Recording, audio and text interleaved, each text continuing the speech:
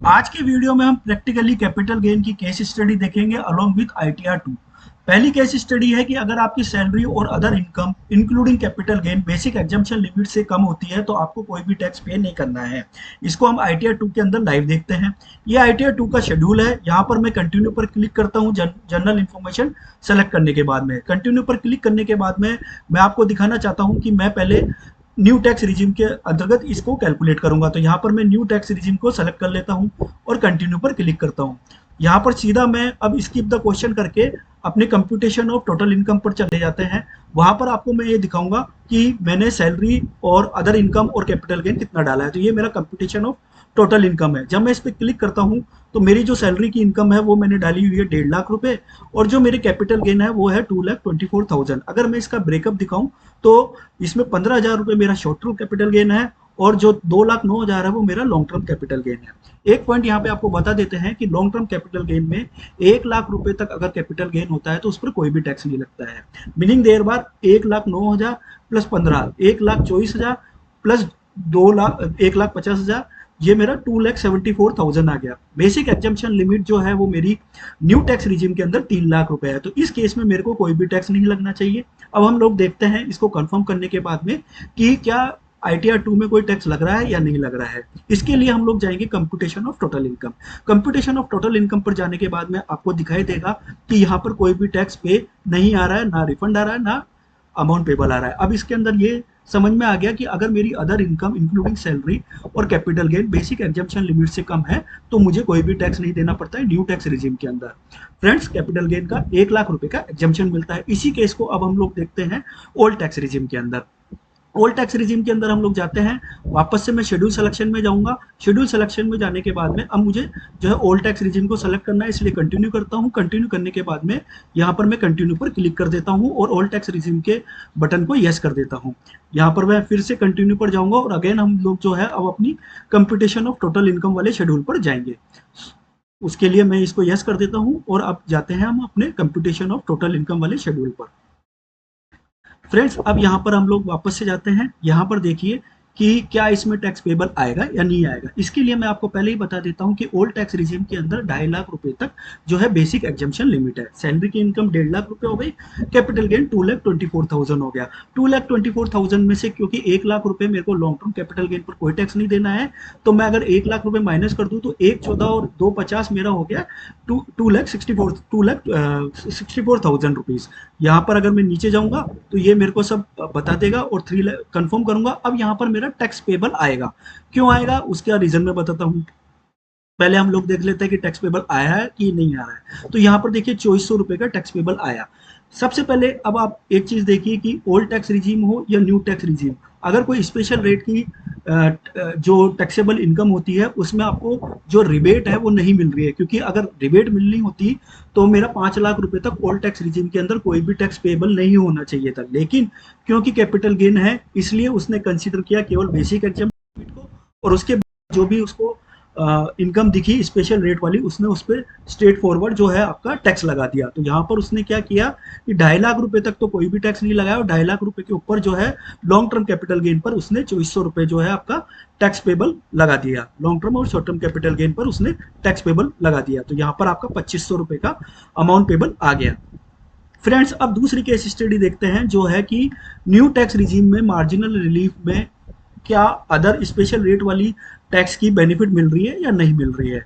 अगर मैं इसको बैक टू शेड्यूल में जाऊं, अब मैं क्या करता हूं, सबसे पहले न्यू टैक्स रिजीम को ऑप्ट कर लेता हूं वापस से। तो यहां पर जाता हूं शेड्यूल सिलेक्शन में, न्यू टैक्स रिजीम को ऑप्ट करता हूं, कंटिन्यू पर क्लिक करूंगा। कंटिन्यू पर क्लिक करने के बाद में वापस से कंटिन्यू पर आएंगे और यहाँ पे न्यू टैक्स रिजीम को सेलेक्ट कर लेंगे।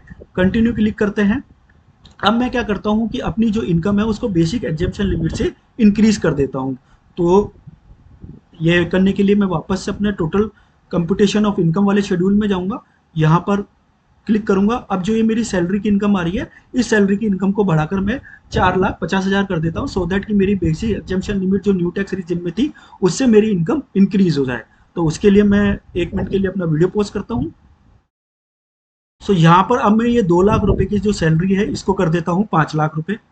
5 लाख रुपए करने के बाद में आपको एक चीज दिखा देता हूँ कि जो स्टैंडर्ड डिडक्शन होती है वो बाय डिफॉल्ट कैलकुलेट होती है। उसमें आपको कुछ भी नहीं देखना होता है। तो इसको अगर मैं सेव करूंगा, सेव करने के बाद में मेरे को जो स्टैंडर्ड डिडक्शन है वो देखिए ऑटोमेटिकली मिल जाएगी 50,000 रुपए की। इसको कंफर्म कर देता हूँ। कंफर्म करने के बाद में अब हम लोग जो मेरा कैपिटल गेन है उसको भी मैं थोड़ा सा डिक्रीज कर देता हूँ, क्योंकि वो मेरा एक बार देखते हैं हम लोग यहाँ पर कंपटीशन ऑफ कैपिटल गेन में। सो यहाँ पर मेरा 4.5 लाख रुपए का सैलरी आ चुका है। कैपिटल गेन 2,24,000 का है। अब मेरी जो टोटल हेडवाइज इनकम है 6,74,000 है, जो कि मेरी marginal relief new tax regime में 7 लाख से कम है। तो मुझे मार्जिनल रिलीफ मिलना चाहिए, कोई टैक्स पे नहीं होना चाहिए।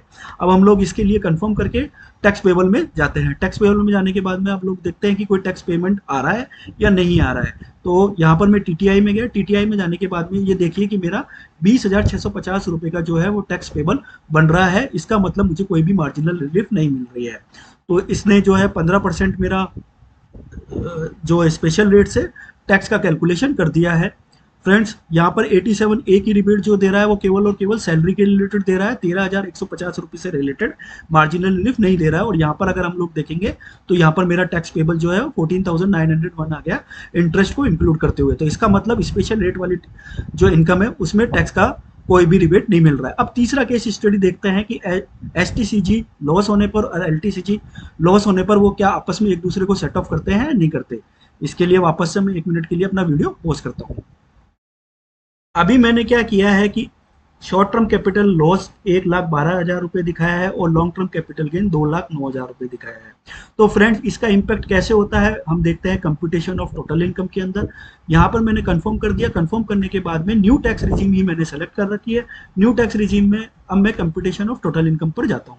कंप्यूटेशन ऑफ टोटल इनकम पर जाने के बाद में मेरी सैलरी 4.5 लाख रुपए है। कैपिटल गेन 97,000 दिखा रहा है। कैपिटल गेन को अगर मैं देखूंगा तो मेरा जो लॉन्ग टर्म कैपिटल गेन है वो मेरा 97,000 रुपीज दिखा रहा है। इसका मतलब इसने जो short term capital gain loss हुआ है उसका इंपैक्ट यहाँ पर दे दिया है। अगर हम टैक्स की कैलकुलेशन देखते हैं ITR 2 के अंदर, तो टैक्स की कैलकुलेशन में हमें कोई भी टैक्स पेबल नहीं आना चाहिए, क्योंकि मेरा short term capital gain long term capital gain से ज्यादा था। तो यहाँ पर अगर मैं देखूंगा तो ये देखिए कि जो इसने टोटल टैक्स पेबल दिखाया है वो केवल और केवल नॉर्मल रेट्स वाली पे दिखाया है, स्पेशल रेट पे 0 कर दिया और इसने मेरे को पूरी रिबेट भी दे दी है। इसका मतलब ये है कि STCG मेरा अगर लॉस होता है तो वो मेरा LTCG के साथ में सेट ऑफ हो जाता है। अब इसी को हम LTCG का लॉस देखते हैं और STCG का गेन देखते हैं। उसके लिए वीडियो को अगेन मैं 1 मिनट के लिए क्लोज करता हूँ। आपके केस में मैंने क्या किया है कि शॉर्ट टर्म कैपिटल गेन 1,18,000 दिखाया है और लॉन्ग टर्म कैपिटल गेन 1,90,000 दिखाया है। अब इसका इम्पैक्ट देखते हैं हम लोग। कंफर्म करने के बाद में कंप्यूटेशन और टोटल इनकम वाले शेड्यूल में जाते हैं। वहां पर जाकर अगर हम लोग देखते हैं तो मेरा कंप्यूटेशन ऑफ टोटल इनकम के अंदर जो है 1,18,000 रुपए का कैपिटल गेन आ रहा है।